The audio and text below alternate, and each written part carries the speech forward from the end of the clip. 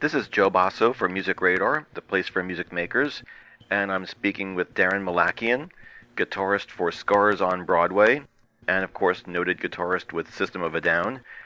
So the new record, Scars on Broadway, your new band, tell me how it came into being. Well, when I knew that System was gonna, we were gonna do the Ozfest and just kind of go our own way.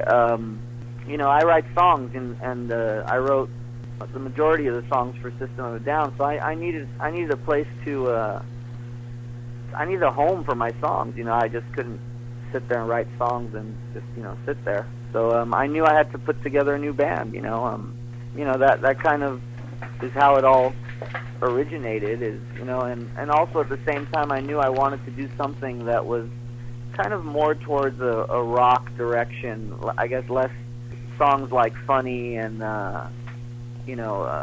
Whoring Streets, and I just wanted to I think a more straightforward direction maybe is what I'm talking about. Right. And yeah. It certainly sounds that way on the record.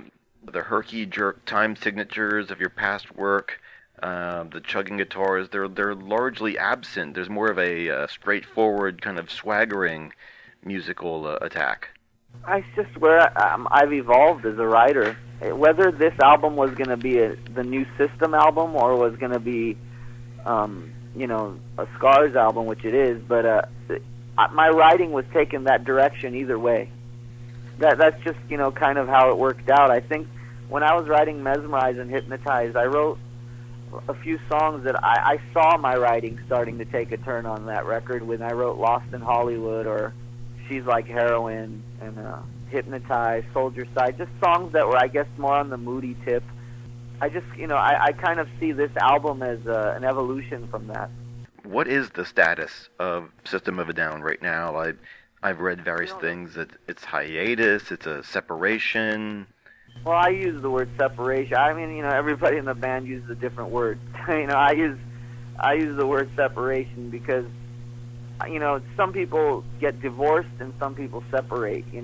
Hiatus makes me feel like, it makes people think the band's going to come back right away, after we're done doing this, and that's just not how it is. We may come back and do some live stuff later on in time, but when that time is, none of us know. And it's not in any one person's hands in System of a Down. I think it has to come down to four people wanting to get back together at the right time in their lives, How did your writing process differ for this record, knowing that you were going to be doing all of the singing? I think that mentally writing the song, I think I try not to do too much thinking when I'm writing, but I think subconsciously I knew that it was me that was going to be doing the vocals, so I think naturally the songs came out with more of my style. And I guess with System, sometimes, I would bring in songs and, like, especially with topic matters, I would try to get synced in with what Serge is interested in life at the moment and where his life is at. So if I write something, it can be something that he relates to. So, I'd bring in songs like Deer Dance for System, and I'd bring in songs like, Prison or whatever, sometimes more politically driven songs, just because I knew his interests lie there. These were like kind of the little mental changes that kind of, made the songs shape up to the way they are in the Scars album.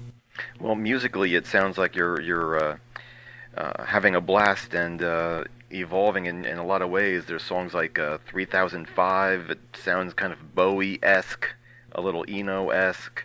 There's things that definitely sound like 70s punk. So are you getting a lot of your musical yayas out that you weren't able to in System? I think for me, every album that I've ever done, whether it was from the first System album to this first Scars record, it's me getting my musical yayas out. And I think that's why you'll see an evolution and a progression from album to album. It kind of changes in sometimes major ways, sometimes subtle ways. And the people you just mentioned, like Bowie and Eno, and a lot of punk rock stuff like the Damned and the Stooges and stuff like that is stuff that I don't think I've expressed in System of a Down before, very much, at least. You know, in this band is that's kind of where my focus is at, with those kinds of styles, and that's just where my writing's at. You know, not that I don't like heavy music, because there is stuff on the record that's heavy, but I don't know. I'm looking for something different with heavy music, I guess. You know, I don't want to keep playing the same thing. I never want to write the same songs over again. I always want to write something I've never written before. The guitar tones definitely have more of a 70s rock vibe. Is that something you were intentionally going for? It just fits the mood of the song. It's kind of like how I like playing at home. You know, I lately I've just been, you know, taking a clean amp and just turning up the volume and using, you know, the overdrive from loud volume. It's just kind of how I like to hear it, you know. I get bored very fast, you know, really fast, to be honest, with music especially, you know. I can't get stuck on one thing, you know, like, and I'm not one of those people who, you know, my clothes matches the music that I listen to. It's like if you dress goth, you listen to goth music. If you dress hip-hop, you listen to hip-hop music. It's like I don't know. I don't like that. I think music is just so broad, and I get bored with it really fast, and I always just try to move on to the next thing, you know, and try to find the next thing that I'm into. I mean, you know, if people heard what I listen to nowadays, they would never guess. I'm a huge Waylon Jennings fan. I'm a huge Merle Haggard fan. You know, no one would ever guess that I listen to those people, judging from my music. Did you record this record mostly with your SG? SGs, 335s. I have a lot of vintage guitars that I've collected in my last 10 years, and so a couple of those guitars I take into the studio and record with them. How about the Iceman? Did you bring that out? No, I actually haven't played the Iceman for a while. I mean, I've been playing the SG since Mesmerize and Hypnotize, so it's been a few years now. Is the way you worked with John, your drummer, in Scars different than you worked in System? I'm telling you, the way we approached writing songs is absolutely the same. Absolutely the same. There was no different approach or, you know, nothing. It's just me coming in with the song, showing it to John, showing it to the rest of the guys, which is exactly how we wrote in System. In our remaining few minutes, I have some reader questions. A reader by the name of Aki of the Dead asks, what advice would you give to an amateur guitarist or songwriter who feels they aren't very good? I just do it. Don't be afraid of being good or not good. It's not about being good or not good. It's about expressing that emotion that you have in you. You know what I mean? And that's like saying, well, I can cry, but the person next to me cries better. You know, there is no good or bad. You know, it's just a matter of you expressing yourself. The good or bad, I guess, comes in when other people are listening to it and if they dig it. But if it's honest and if you're really laughing or if you're really crying in your songs, you're being honest and you're not trying to be somebody else, and you're not afraid to express that. You're not afraid to be laughed at. You know, that's really important. You know, not to be afraid to be laughed at. Susie Q asks, what is your favorite Scars song to play live, and what is the hardest? Funny is my favorite Scars song to play live, just because I like singing it, and I'm still trying to figure out what it's about. The hardest song to play, they're not, the ones to play aren't that hard to, there is nothing really hard to play, but they're like, Babylon is a little tough to sing at the end. Gets a little high there. Funnily enough, a reader named Sewed for Me asks, do you like the sound of your own voice? Not when I'm talking. I don't mind it when I'm singing, to be honest with you, but when I'm talking, I think everyone hates hearing their own voice when they're talking. Flora Laura asks, do you generally stick to a certain scale in your songwriting, more or less? I actually try to push myself to get, you know, you can get really stuck into that same routine of stuff that you play, and your fingers kind of, your muscle and your brain kind of naturally go that way, and that's part of your style, which is cool. But I try to kind of go outside that sometimes and try to use chords that I've never seen or heard of or tried before, or mix things, and just to see if it works or not. Sometimes it does, sometimes it doesn't. But I don't really get stuck into any one thing. You know, I try to be as open as possible when it comes to scales, or I don't really think of it that way. I think of it more in sound. I don't know how to read notes. I don't know how to count music. I don't know any of that. I just, you know, it's more of how it sounds, you know. A reader named Sylph asks, what goes through your mind when you're on stage playing a show? I don't think nothing's going through my mind at all. You know, it's like jumping into like this crazy blender, and then after the show's over, they just pop you out of the blender. You know what I mean? Like it's almost chaotic. So it's kind of not much is going on in my head. Even the lyrics I'm singing are just kind of like happening. You know, I'm not really thinking about it. It's just kind of happening. A reader named Skit asks, I can't help but notice that you're rather bearded these days. What's up with that? I don't know. I just kind of stopped shaving. But it's getting kind of hot, to be honest with you. I'm not sure how long I'm going to last with this beard. The beard is probably not going to be something that's going to be forever with me.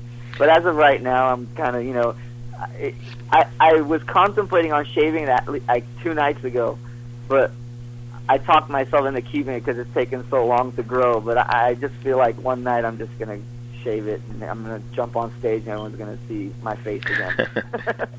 I forgot what I look like, to be honest with you.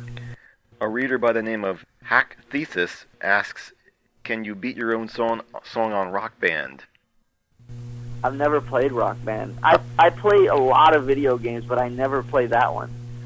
Okay. I don't know. I think there's a guitar player side of me that almost rebels against it because I want kids to learn how to play the real guitar. Right. System Malakian 18 asks, are you going to release any songs that didn't make the final cut of the album? Well, we released some B-sides. A song called Hungry Ghost we've released. You know, who knows? You know, sometimes a film comes around that, you know, we might want to be involved in. They might want to. There are a few songs that we did leave off that were really great songs that just would have made the record too long. So probably yes, at some point, you know. I have another question of my own. What was it like finally producing a record on your own? Because traditionally you've worked with Rick Rubin in the past. Well, the funny thing is, Rick kind of came in this time around when we were rehearsing. I've always relied on Rick for his taste. My part of it as a producer has always been, you know, I knew how I wanted the sound to be and the direction of the sound to be, and I mean, I was always the guy who picked the studio that we recorded in and all that stuff. So I walked into it with a pretty good idea of what I wanted out of the album. And Rick always was the guy there to hand me his taste and lend me his taste and say, you know, it's a little too much like this, a little too much like that. So this time around, he actually kind of came in. He wasn't as involved, but he came in while we were rehearsing. And, you know, just we played him our songs a couple times, and he, you know, gave us his advice. And, like, for example, Funny, the song Funny, I started it out with a guitar line, and then I started singing, and Rick suggested, hey, why don't you just start singing right away? Right. So that's why the song starts with me singing right away, because Rick suggested that. So, you know, little things like that, he kind of came in and gave me a few pointers and advice, and it was nice. You know, I love Rick. You know, he's an inspiration. A lot of what I know in the production area and in the studio comes from Rick, you know. Last question, and it's a serious one. You're going on tour soon. How are you going to follow baseball on the road? Baseball and NASCAR. Okay. You know, it's you know, you can do it. There's internet. I get baseball scores on my phone. There you go. Daron, thank you very much for spending some time with me. Same here. Thank you, and I appreciate all the questions from the fans. It's very nice. This is Joe Basso with Music Radar, the place for music makers, and I've been speaking with Daron Malakian, guitarist for Scars on Broadway. And again, Daron, thank you very much. Thanks a lot, man. All right, man. Take care. Bye. Bye-bye.